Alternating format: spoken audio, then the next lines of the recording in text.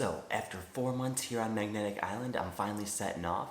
I'm going to spend about 8 weeks traveling the road down the east coast of Australia. So I'm going to head north first and go up to Cooktown. Then I'll make my way south to Melbourne, and I'll fly out of Melbourne back to Ohio and end my travels here in Australia. So I have some places in mind that I want to stop, but not too many. So I'm just going to kind of be optimistic on my travels, and if I see a nice national park or a reserve or anything that looks pretty interesting, then I'll stop and check it out. And if I really like it, I'll stay a couple nights, and if not, I'll move on to the next spot. Well, alright, the ferry's almost here, so I need to get my car all packed and then hit the road.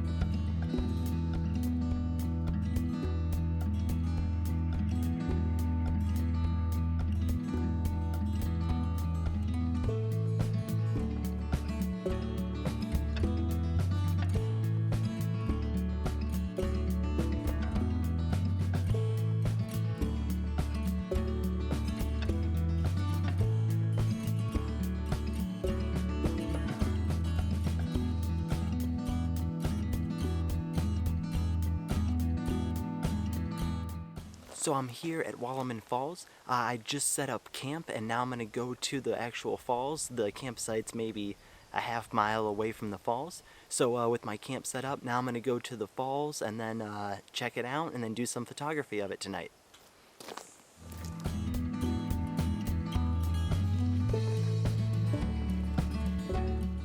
So Wallaman Falls is located between Cairns and Townsville in the wet tropics of Queensland. And it's about 2 hours north of Townsville, and it's the highest single drop permanent waterfall in Australia. From the top to the bottom, it's 282 meters, which is 900 feet.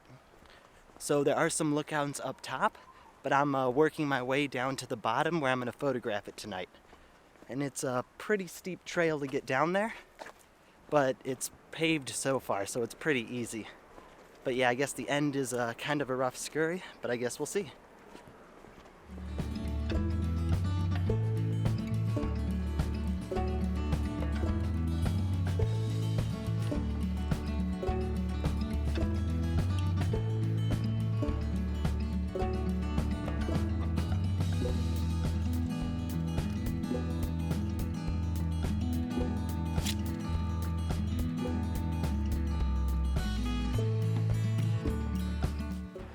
So going down, this trail's not too bad.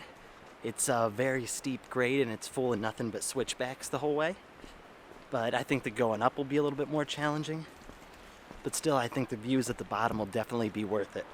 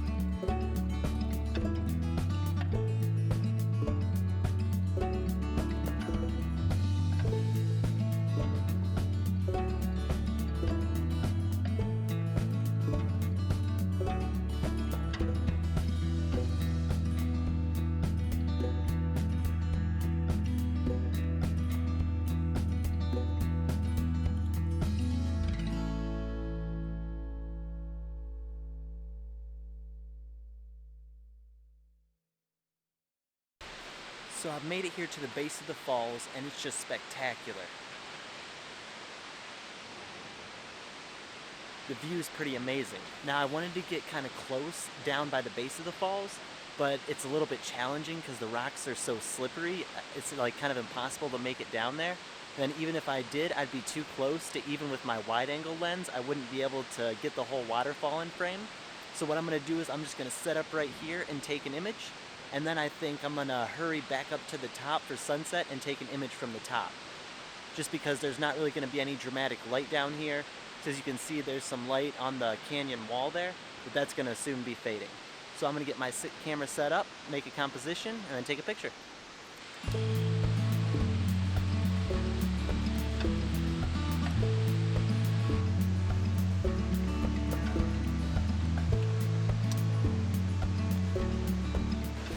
So what I've got for my composition is I've got some little leaves in the left, and then on the right down there, there's some nice green bushes that look pretty good. But I am struggling just because with the light that's on the canyon on the left side is really blown out because it's not very balanced. So what I'm gonna do is I'm gonna put on my graduated filter and kind of tilt it to the side. That way it'll block out some of that light and make it a little bit more balanced.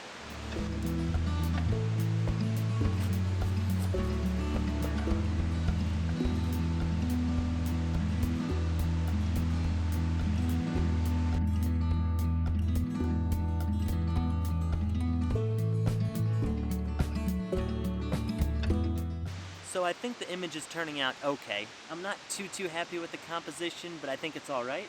I'd love to get closer down there, but unfortunately it's just not too safe. All right, well hopefully I came away with some sort of image. Now I'm gonna try and work my way to the top for sunset. It's about 2 hours until sunset, so it's a pretty steep hike, so I better get going.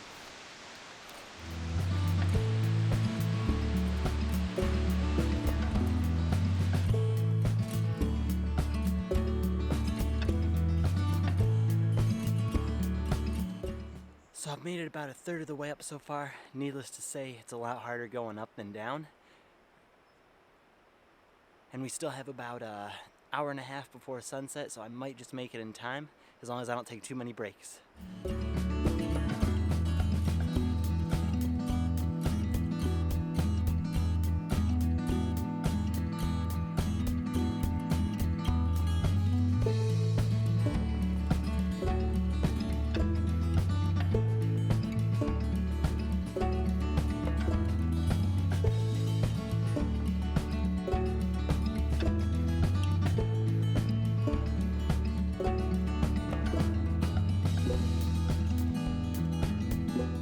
So I made it to the top, well, mostly to the top. I didn't even really have to rush. I still have about an hour before sunset, so it wasn't too bad. I'm pretty exhausted, but that's all right. So I am gonna probably go make myself a sandwich out of my car, because the lookout's just right by the car park, so it's not too bad. And then, yeah, I'll go over there and hopefully get an image for sunset. Or for a blue hour, rather, because there's no clouds in the sky. So I'll probably wait until the sun goes down, then hopefully we'll get some light in the sky. But I guess we'll see.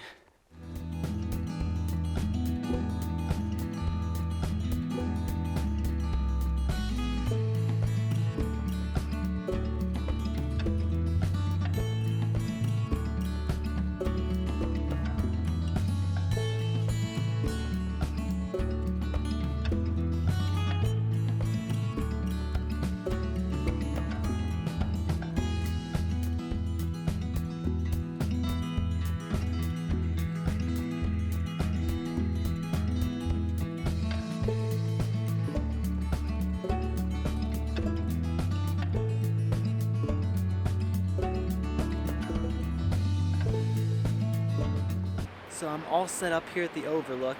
Sorry if I'm squinting, but the sun's directly in my eyes. I decided to take a picture now. It's about a half hour before sunset because we're getting some real nice side light and then light on top of the falls there. No light on the falls, unfortunately, but the light isn't too harsh, so I'm able to get a balanced image in just one shot without using any filters or anything. So I've kind of got it composed because there's some trees in the front that are lighting up the scene, and then the trees on the top of the waterfall are illuminated by the sun as well.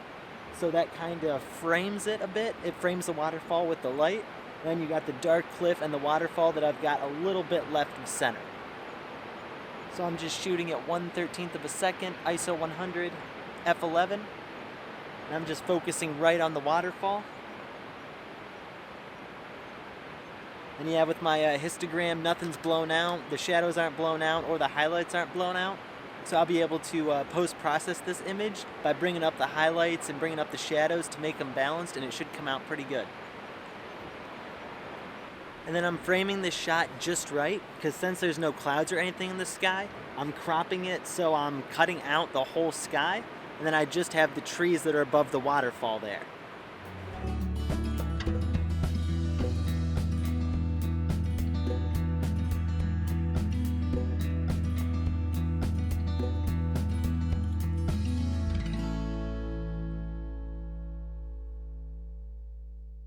So I'm just kind of experimenting with different compositions and different views here. And I think what I'm going to do is I'm going to put on a polarizer and graduated filter, just because I'm going to go real wide and try and get the sun in the scene to maybe add a little bit more light. So I'm going to put those on, then we'll see how that looks.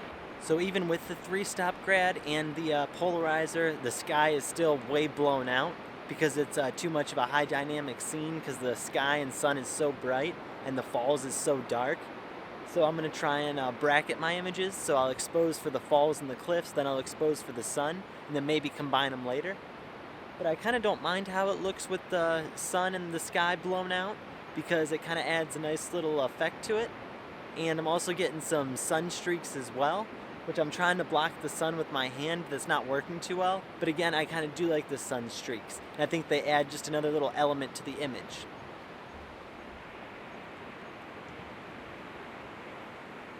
So I'm shooting at 1/3 of a second, f11 ISO 100.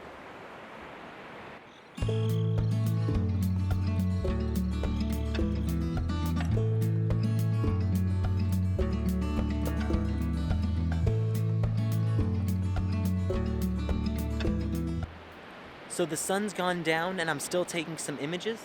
I took off the filter and the polarizer because there's no need for it because we don't have any more sunlight in the scene. But now that the sun's gone, I'm getting a lot of detail in the rocks by the waterfall. So I'm shooting f4.2 ISO 800 and then 1/80th of a second, just because when I slow it down, it makes the waterfall look real streaky and not too dramatic. It's just kind of a pillar of white. So with a shutter speed of 1/80, it makes it so the waterfall is real dramatic and there's a lot of texture in the waterfall.